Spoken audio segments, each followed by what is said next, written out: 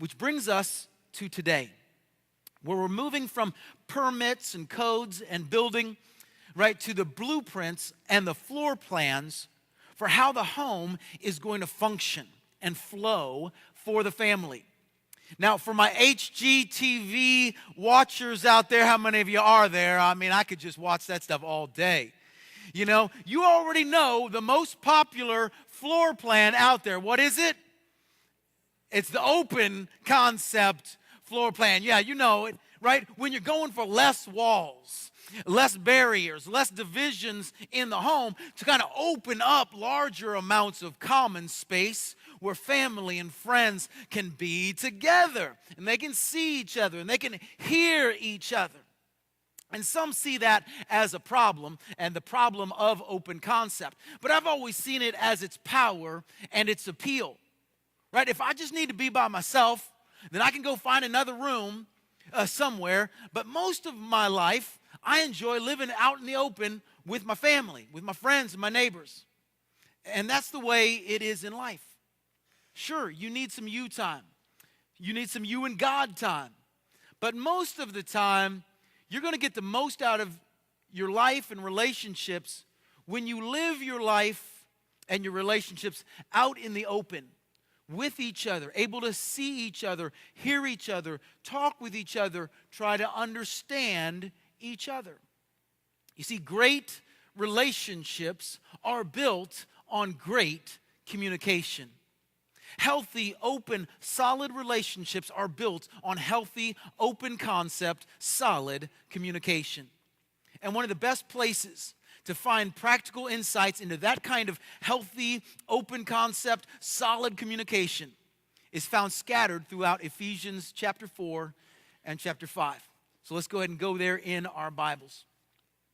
And now, while we're getting there, I can't help but taking you on the Brooke journey of fixer-uppers and open concept and relationship and communication lessons that we were learning all along the way. First of all, when Renee and I first got married, yeah, pretty cute, I know.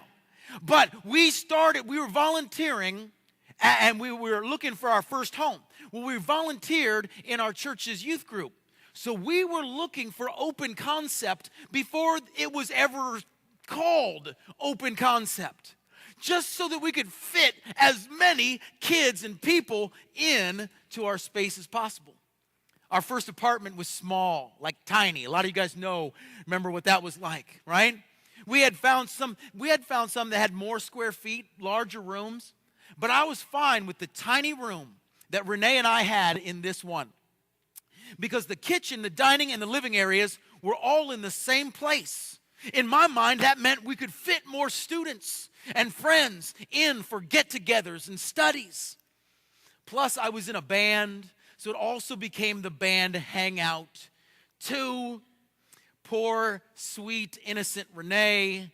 We were just such a motley-looking crew that during one of our Bible studies, the apartment security assumed that we were doing something other than Bible study, right? They actually tried to raid our apartment, right? A funny story for another time. They were looking for whatever they thought we were on, right? I'm like, no, sir, we on Jesus, right? Honest truth, officer, this is a Bible study. And we just have fond memories of that first year of marriage in that tiny little apartment. But like you may have experienced too, that first year of marriage was harder than I thought it would be. Because the great communication of great relationships really requires being patient.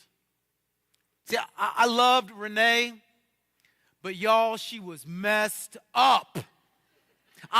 Was she raised by a pack of wolves? She would squeeze the toothpaste from the middle of the tube. Who does that? I've discovered since that like half the room does that, right? Just drove me up the wall. Who does this kind of thing? But she was like this Neanderthal who thought things differently than I did and said things differently and did things, differently than I did. And of course, I was the brilliant Neanderthal who would self-righteously tell her about how she was doing it wrong. Obviously, I needed to be schooled that year by Paul in the first expression of love. Remember what it is from 1 Corinthians 13? Love is what? Patient. That's right. Paul says it in this way in Ephesians 4, 2 through 3. In what you say and do with each other, be completely humble and gentle. Be patient, bearing with one another in love. Make every effort to calm the unity of the Spirit, right? To keep that unity there through the bond of peace. To kind of keep a calm. See, sometimes in life, we get so rushed and in a hurry or so focused on what we think we need or what we should have or how it should be that we lose sight of the facts that people are more important than time. And people are more important than stuff. You got to take some of that time, sacrifice some of that stuff to just be aware and present in the moment with the ones that you love. Because nothing expresses love like the ability to kind of slow down, engage, and better understand the people around you. Because like the Bible says, whoever is patient actually has greater understanding. Great relationships, great communication requires being patient. It also requires speaking encouragement. As soon as I graduated college, the church where we volunteered with students, they hired me to intern as one of the youth pastors.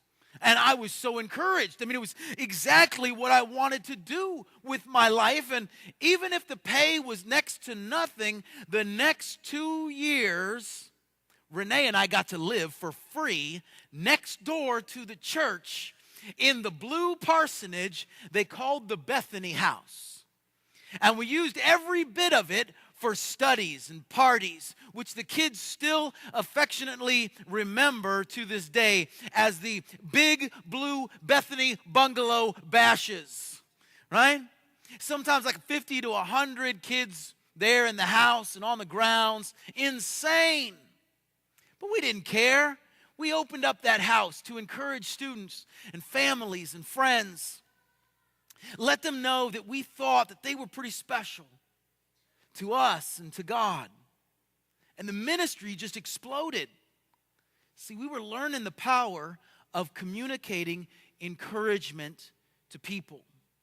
Like Paul says in verse 29, do not let any unwholesome talk come out of your mouths and what you say, but only let come out of your mouth what's helpful for building others up according to their needs, that it may encourage and benefit those who are listening in on the conversation. See, words can tend to tear down or build up. Do you speak up and tell your coworker, great job? Do you capitalize on the opportunities to tell your kids how proud you are of them? Do you go out on a limb enough to tell a friend, why you're glad they're part of your life? Do you find times throughout the day to tell your wife how much you love her? Tell your husband how much you respect him. Make it a regular practice to speak encouraging words to those in your paths. I remember those 2 years at the church parsonage. We weren't just encouraging others. Renee and I were encouraging each other. She helped me and I helped her, and we talked about our dreams and instilled courage in each other to go chase those dreams down. One of those dreams was having a family. So I went against my every grain. And I did what many of you I know also did when you wanted to start practicing parenting to see if you would be any good at it. You know what we introduced into our house, right? We got the dog. Got the dog, the greatest encourager known to mankind, right? And we were the worst pushover parents ever, right? The dog slept with us, ate with us. We dressed it in silly costumes. I had a tux for it, a cowboy. I mean, we were like the village people in there. It was crazy with the dog. So embarrassing, right? But we didn't care. That hairy ball of tail-wagging love and encouragement won us over. And if you want to win your world over and you want great relationships and great communication, man, I tell you what, speak words that encourage. Because, man, encouraging words are winsome words.